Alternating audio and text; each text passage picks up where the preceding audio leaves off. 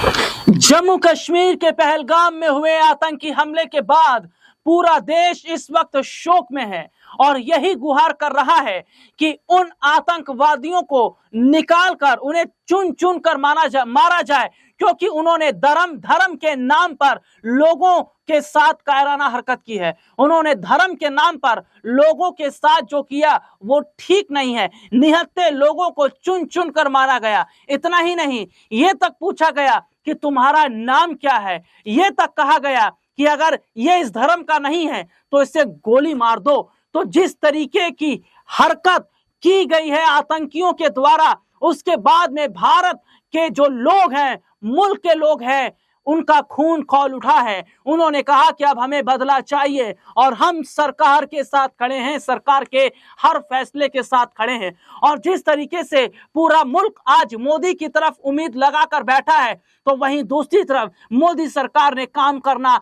शुरू कर दिया है।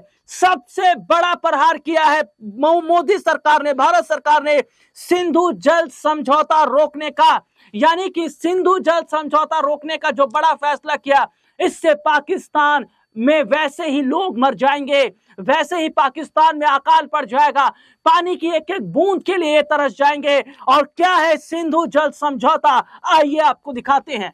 आतंकवाद पर पक्की और निर्णायक कार्रवाई करने तक रोके गए सिंधु जल समझौते के टूटने से पाकिस्तान को कई नुकसान हो सकते हैं। सिंधु जल समझौता स्थगित करने का असर पाकिस्तान में खेती की 90% जमीन यानी 4.7 करोड़ एकड़ इलाके पर होगा, जहां सिंचाई के लिए पानी सिंधु नदी प्रणाली से मिलता है। खेती से पाकिस्तान की नेशनल इनकम पर होने वाले 23% योगदान पर भी असर हो सकता है। पाकिस्तान की 68% ग्रामीण जनता खेती पर आश्रित है। सिंधु के पानी में भारत की ओर से कटौती करने पर पाकिस्तान के तारबेला और मंगल हाइड्रो पावर प्रोजेक्ट पर असर होगा। यहाँ बिजली उत्पादन 30 से 50% तक प्रभावित होने से उद्योग और रोजगार पर भी असर पड़ेगा। भारत और पाकिस्तान ने 9 सालों की बातचीत के बाद सितंबर 1960 में IWT पर हस्ताक्षर किए थे, जिसमें विश्व बैंक भी मध्यस्थता के रूप में इस संधि का हस्ताक्षर करता था। संधि ने निर्धारित किया कि सिंधु नदी प्रणाली की 6 नदियों के जल को भारत और पाकिस्तान के बीच कैसे साझा किया जाएगा।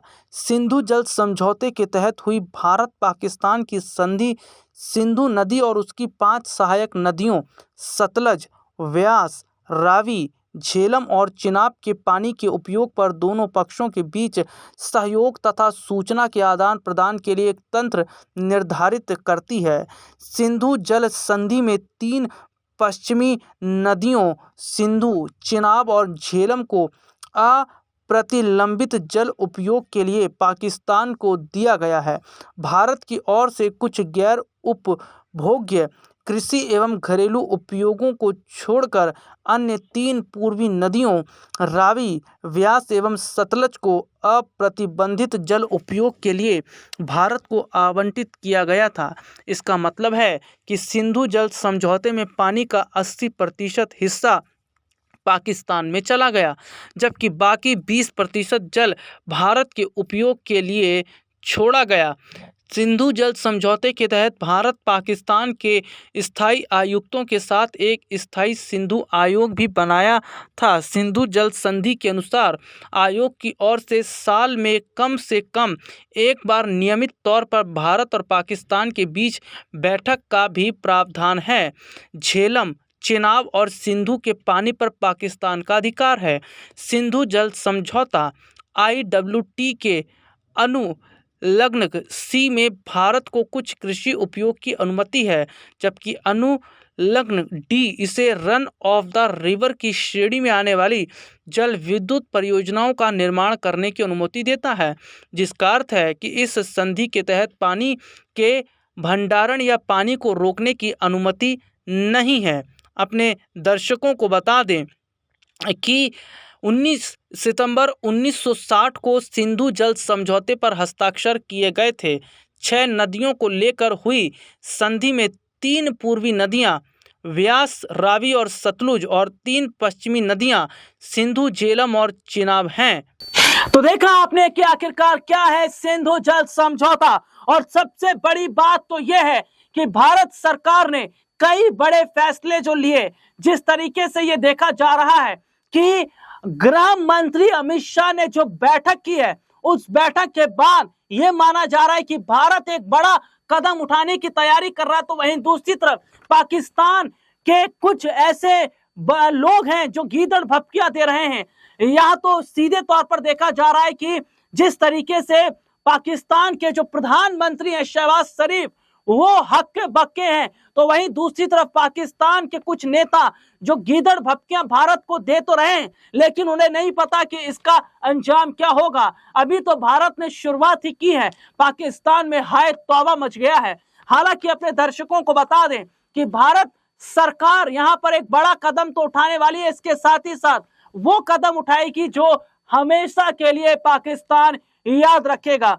जम्मू कश्मीर का जो पहलगाम है वो टूरिस्ट के लिए जाना जाता है, टूरिज्म के लिए जाना जाता है। वहां पर लोग छुट्टियां मनाने जाते हैं, वहां पर लोग अपना टाइम स्पेंड करने जाते हैं, लेकिन किसी को क्या पता था कि आतंकवादी इस तरीके से वहां पर निहत्थे लोगों को अपनी गोलियों का शिकार बना देंगे धर्म के नाम पर। और जिस तरीके से देखा जा रहा है कि इस वक्त पूरे जम्मू कश्मीर में हाई अलर्ट, जी हां हाई अलर्ट जारी कर दिया गया है। और तो और चप्पे चप्पे पर फोर्स को तैनात कर दिया गया है और आतंकी अब बचने वाले नहीं है, क्योंकि खबर सामने आई है कि पहलगाम और इसके आसपास लगातार फोर्स गश्त कर रही है, लगातार फ्लैग मार्च निकाला जा रहा है और कई आतंकी ऐसे हैं जिन्हें ढूंढ ढूंढ कर मारा भी गया है। तो ऐसे में देखिए, जिन लोगों ने पहलगाम में हमला किया था, जो आतंकी हमला किया था, उनका स्केच जारी किया गया है। यहां तक कि उनको पकड़ने के लिए